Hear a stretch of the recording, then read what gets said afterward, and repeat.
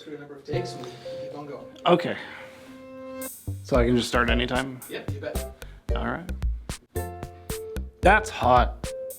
That's not hot. That's hot. Not hot. That's hot. All right. Good. Because we can, All right. we can edit. Was that okay? Like, inviting a variety of your audience to actually look at your work and to say, does that even resonate with them? So not forcing an answer between 5 choices. Absolutely, and to me, that also gets at objectivity in a very different way. The emotional truth is important, but then it's important what you do with it.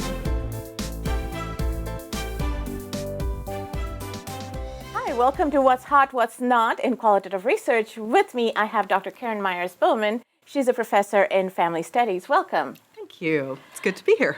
Thank you. We are talking about what's hot, what's not in qualitative research. And before we get started, for our viewers, would you tell them briefly what your background is and what kind of qualitative research you do? Absolutely. I work with family issues and mostly with parenting and parent-child relationships. I have done a lot of cross-cultural research when it comes to parent-child communication about difficult topics. And currently I'm working on research looking at exchange programs with high school students when they live in another country with a family. And so I'm investigating what the experiences are like. It's a very phenomenological study for the exchange students, for their host families with whom they live, and their sending families, their natural families who send them abroad. And I'm doing a 3-year longitudinal before, during, and after their exchange year. From your experience, you must have seen the field evolve quite a bit, especially in your discipline even. What excites you? What do you think is hot about qualitative research? One thing that I'm really excited about right now is really the researcher including himself or herself as part of the data. So autoethnography and heuristic studies, where I think we're often in the family field, we're interested in topics that we're personally involved in. For example, I have hosted 9 foreign exchange students. So here I am now doing research about that topic. that's hot. And I cannot imagine how I would do a study about host families without making that heuristic. I have to be honest. I have to lay out there what my experiences have been and start from that as a base and then move forward to look at other people's experiences to broaden what's going on. And that's different from just writing about my own experience. Right. It's truly turning it into a scientific research Right. project. I've seen recently an autoethnography that was done. It was an award-winning paper in our field about a man who had a stillborn. It was one of the most powerful pieces I have ever read when it comes to research about losing a child. He told his own story from a very research-based perspective, and yet it was all about his own experience. That's hot. So I think, especially in the family field, but also in education and in sociology and in other areas, starting with our own experience and moving forward can be extremely powerful. You know, there is a lot of discussion on the golden standard of research and objectivity being the golden standard of research, as is qualitative research is kind of sidelined in that conversation. And then when we go to topics like autoethnography, then there is a criticism, valid or not, that it's too self-centered, too navel-gazing, and definitely not objective. Do you have any thoughts on that? Well, I consider myself a constructivist. Okay. So I would say there is no objectivity in any research. If I'm doing quantitative research, I'm often maybe having more of an influence on the research itself because I'm choosing the responses. I'm choosing the exact questions and the ways that I'm allowing participants to provide me with information. So in a way, I would argue that qualitative research can be more objective because I'm completely allowing the participants to answer the questions in the way that makes sense to them, to give me their interpretation, their experience. So not forcing an answer between 5 choices. Absolutely. And to me, that also gets at objectivity in a very different way. When it comes to autoethnography or heuristic, once again, I would use the word honesty. And I would say that what is really powerful about that is it allows the researcher to communicate with the reader what his or her experience has been. No one is ever truly objective, and it allows us the chance to be very reflexive and to really examine and reflect on our own experience with the topic.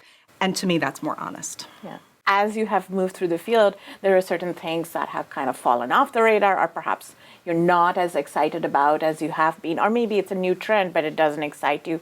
What would you say is not so hot for you in qualitative research?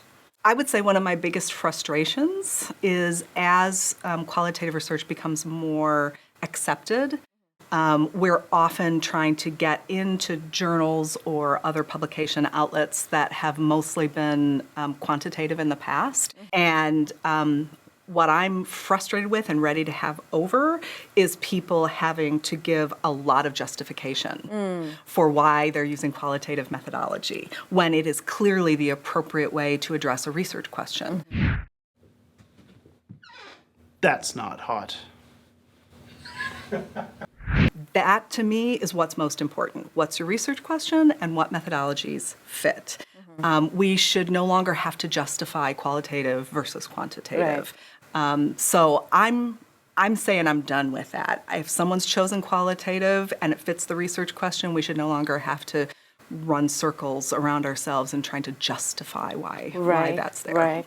Yes, I still mentor students to justify offer a rationale as to like, why qualitative? What is the role of qualitative research in the study?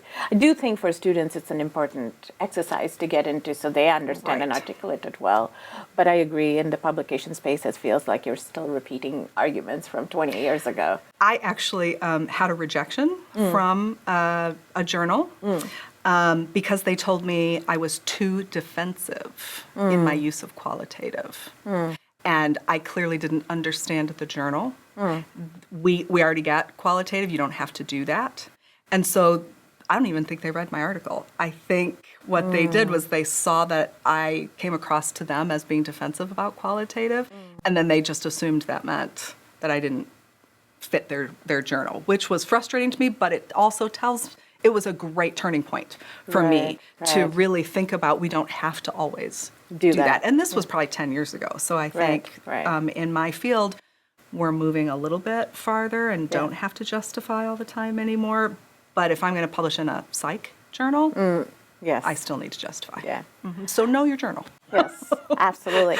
So we have some newcomers to qualitative research who will be watching this episode of What's Hot, What's Not. So what kind of tips would you give to people who are newcomers to the field? I think the first thing I would say is that research is always an intervention. Always an intervention. And qualitative research even more so than quantitative. We are asking people to reflect on experiences. Therefore, that is going to lead them into continuing to think about it. In the family field, I'm asking them about their parent-child relationships. And I very often have participants come back to me later and say, you made a difference in my family's life. As researchers, we often think we're not intervening. All we're doing is asking questions and gathering data. Well, I think we always have to remember, even if it's quantitative, that research is an intervention. And so think about that as you're considering what questions you're going to ask, as you're considering whom you will interview, because you're going to make a difference in people's lives. And you also need to think about what kind of difference you want to make. Another thing I would say is practice. Practice your interviewing skills, practice your transcribing skills, and transcribe your own data as much as possible. That's hot. Because your whole process of analysis begins during transcription. It often begins before that when you're interviewing, but you need to live your data, breathe your data, know what is there, and transcribing is the best way to do it. And there's not just one way to transcribe. So you really need to get into it yourself to really think about the process and how you're representing what happened in the interview on paper. Those are two recommendations I would have. And then the third one, I think, is to be reflexive. Keep a journal. Write everything you're thinking, feeling, any ideas that you have that don't fit within your current research questions, keep those for later. But try to stay on your path of your research questions. I always use the analogy that qualitative research is like walking through a forest, and your research questions are your path. And without staying with your research questions, you can get so lost in the forest because there's so much there that you can pay attention to. Those other paths. Squirrel. Yeah, that's right, squirrel. Those other paths you may want to explore another day. But keep on your path right now and write down those other paths for later. With qualitative research, you can often ask many different research questions. And so identify what those are going to be and go with it. I also love emergent design. I love the opportunity to say, I'm on the wrong path. I thought this was my path, but all my participants are telling me, no way, you need this one. And so the emergent design that you can use in qualitative, I think, is freeing. And once again, it's being honest to your participants and what their experiences are.